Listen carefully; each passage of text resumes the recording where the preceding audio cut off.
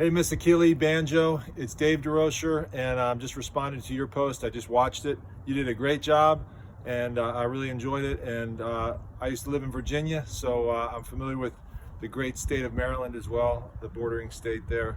And they have a lot of regulations. I remember Virginia and Maryland. I mean, every time I turned around, I had to get some kind of registration sticker for my car or something. And I can imagine for this type of work, the regulations, and you mentioned it, that the COMAR regulations of Maryland are pretty strong and require a lot for counselors to be above reproach.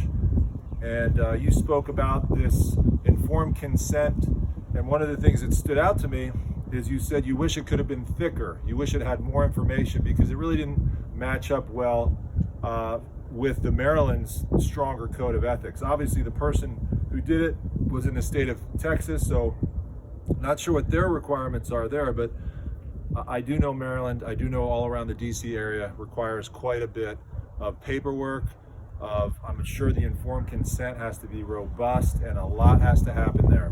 So some of the things you brought up that were very helpful, even in Maryland, I thought this was interesting. Just you may, have informed consent that the information might be used from clients for different tests or different documentation for other counselors. Obviously, you use confidentiality, but making sure that they know that the information that you're gaining is for the better profession of counseling overall. I thought that was interesting.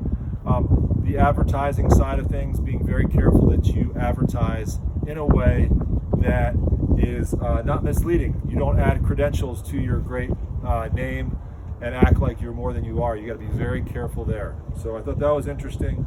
The payment plans, the place that I researched, similar to yours, was $125 for 50 minutes.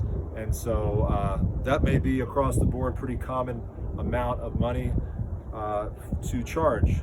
And you said that they did describe some of the techniques they'll use and confidentiality. They did a nice job. And also talking about the exceptions if there's going to be harm to somebody else or if the person or the client might harm themselves or somebody. So you did a great job.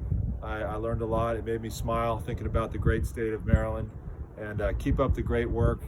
And I really pray that Imagine Me LPC goes to the next level, and I look forward to seeing where that goes with you. All right, you take care. God bless. And I'm on a volleyball court because I used to coach at George Mason, which is the bordering state right across the river there at George Mason. I worked there for a while as a volleyball coach. So I'm going to slam one down for you. God bless you up in Maryland.